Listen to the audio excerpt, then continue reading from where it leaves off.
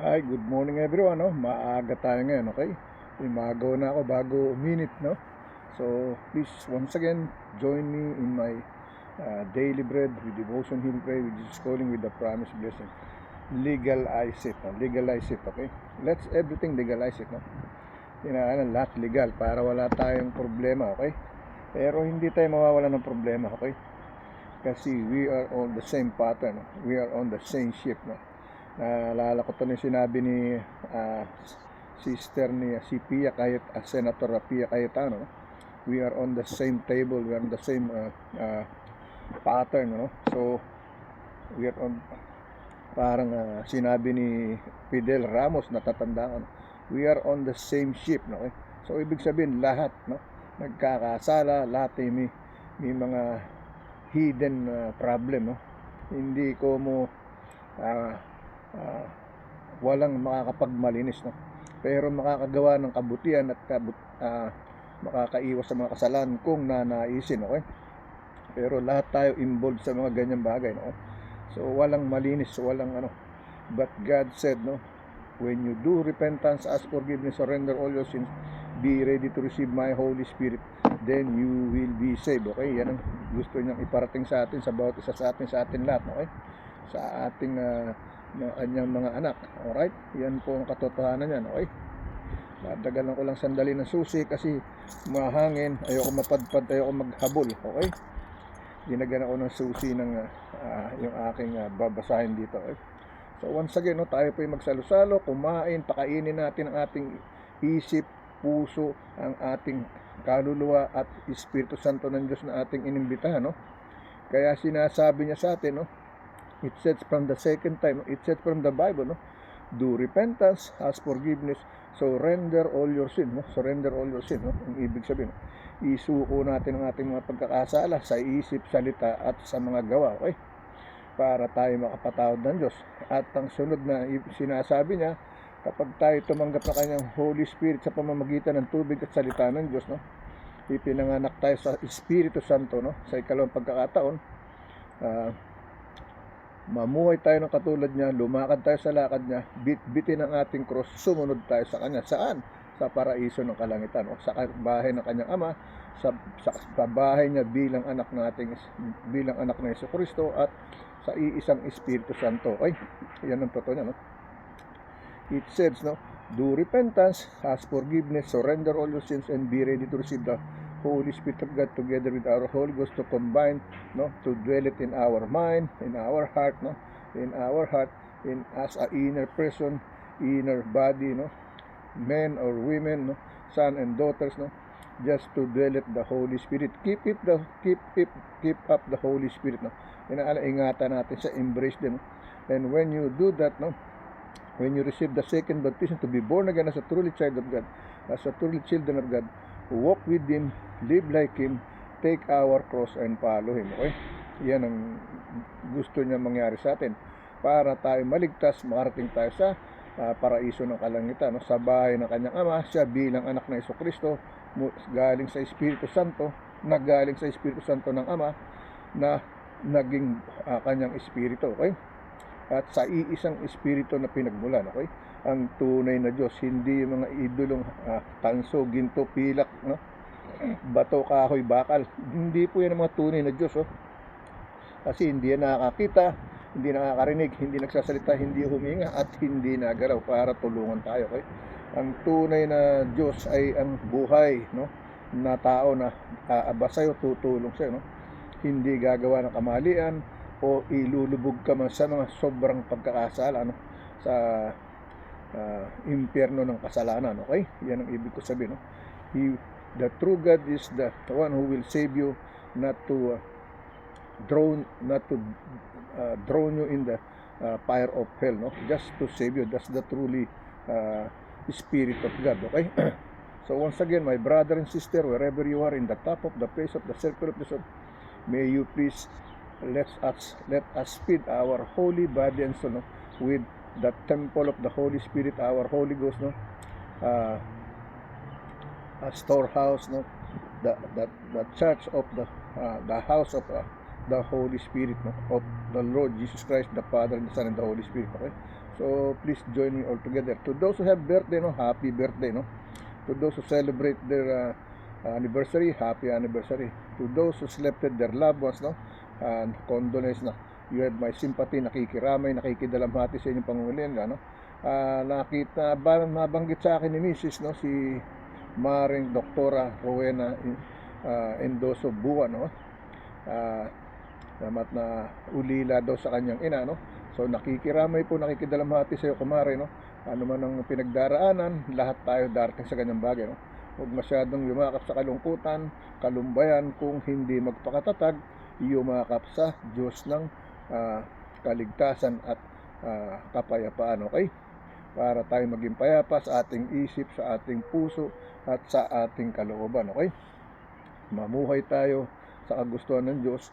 Naway dalangin ko, naway na sagip ng kanyang kaluluwa, ang kanyang espiritu, no, papunta sa kalangitan, okay? To those who have other families left with their loved ones, nakikirami, nakikidalamhati po sa inyong lahat, okay? And to those who have sickness and illnesses, please be with me. I will pray for you. Just watch this video, no. Don't force yourself. If you don't want this video, if you think this video cannot help you, don't watch it, don't listen, no? Just be free to do whatever you wanna do, okay? That's the way it is, okay? So once again, no, tayo po yung magdasal, okay?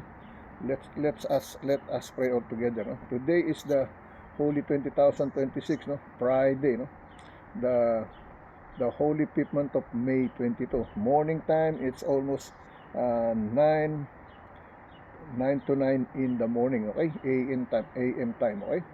Umaga po, magandang umaga, no, maayong umaga, magandang tanghali, magandang hapon, no, magandang gabi, magandang hating gabi, magandang madaling araw ng umaga, no, to all of you, no, most especially to my country, Philippines, Luzon, Visayas at Mindanao, no?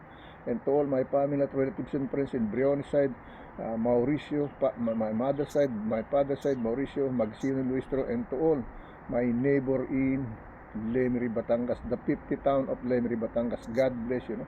May the peace and the love of God be upon all of us as His children, as His truly child, no? Do repentance, ask forgiveness, save your Holy Spirit, not the body.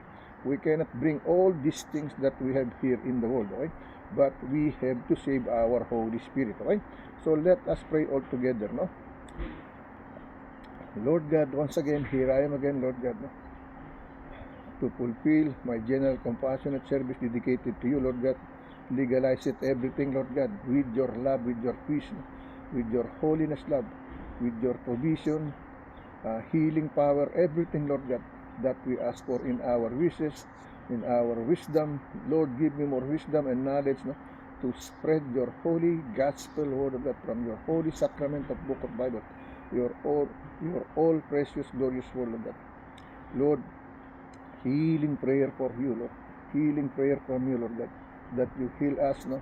My eye, my all my parts of my body, inside, outside, Lord God. Heal my body and soul, God. Lord, heal the sickness and illnesses. All this person has been watching this video, your video, not my video.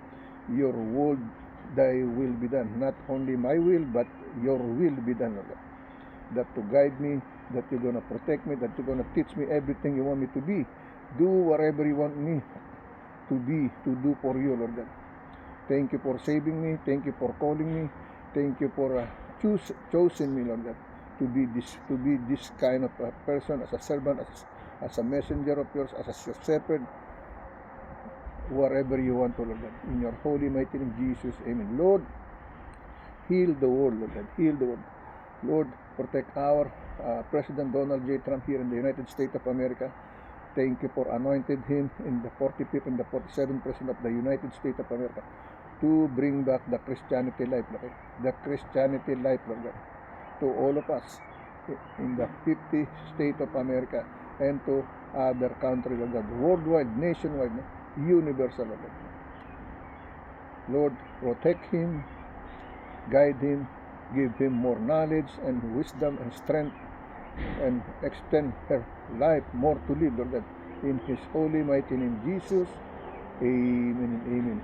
Okay, Lord, comfort all in the middle of war, in the victim of war, Lord God. Lord, comfort all have sickness and illnesses. Lord, heal the body of my auntie Anita Briones Argao, Lord God. Lord, heal the body of Robinson, Lord God. John Robinson, Lord God. Lord, heal all other people that needed your healing power, your healing power, Lord God, to heal their sickness and illness inside, outside of their human flesh, with their Holy Ghost, with your Holy Spirit, in your holy mighty name, Jesus, the Father, the Son, and the Holy Spirit, in truly one God. Amen and amen. Okay? So tayo po'y dumako sa ating unang scripture. Okay? Ang unang scripture natin ay, ito muna pala unahin natin, daily bread. No? Like I said, no? Let me read daily bread first. Okay? Ang ating pong daily bread, no? 2 Corinthians chapter 4 verse 17, no? But we gonna read 16 to probably more, no? Where is that, no? 16 to 14 to 18, no? That's what we gonna read, no? Sa 2 Corinthians chapter 4 verse 14 to 18, and Deuteronomy, no? Chapter 8 verse 14 to 18 din. Okay? Alright, now let me read the word of today, no? May 22, no? Pinagkaisa ng 2 Corinthians at saka Deuteronomy, no? Lord Jesus, today help me to keep my eyes focused, no? Excuse me, no? My eyes is always blurred, no? Something like that, no? It's always tempted me not to read, to stop this gospel word, to spread to each and everyone, okay? But here I am, no? To touch the heart of other people, no? To save them, to pray for them, no? To call them to come back to you, Lord God, no? That's why I'm doing this work, not only by myself, but because of you, okay? Lord Jesus, today help me to keep my eyes focused on you, because you said that my temporary troubles are producing for me an eternal glory that far outweighs them all, no? Excuse me. May you use these trials, no, to humble me and perfect my faith and produce in me the quality of endurance. Okay, yan po yung message ng 2 Corinthians chapter 4 verse 17. But we're gonna read 14 to 18, no? Deuteronomy chapter 8 verse 14 to 18 din, okay? Let me read to you second time, no? Lord Jesus, today help me to keep my eyes focused, no? Yan po lagi kong ginagawa, focus ang aking isip at aking mata sa kanyang mga salita, okay? Lord Jesus, today help me to keep my eyes focused on you, because you said that my temporary troubles are producing for me an eternal glory that far outweighs, no, them all. May you use these trials to humble me and perfect my faith and produce in me the quality of endurance, okay? Yan po ang sinasabi sa ating daily bread, no? Excuse me, no? Sa Tagalog version po, no? Tagalog version, no? Day 22, no? Ika-22 na araw, no? Panginoong Yesus, no? Tulungan mo ako ngayon na manatiling nakatuon ang aking mga mata sa iyo, dahil sinasabi mo na ang mga pansamantalang problema ay nagdudulot sa akin ng walang hanggang kaluwalhatian, na higit sa lahat naway gamitin mo ang mga pagsubok na ito, no, upang ako ay mapakumbaba at gawing perpekto ang aking mga pananampalataya, no, at magbunga sa akin ng kalidad ng pagtitiis. Yan nawa, okay? Yan po sa Tagalog version, okay? Kung gusto nyo marinig uli, rewind nyo if you are interested to listen the gospel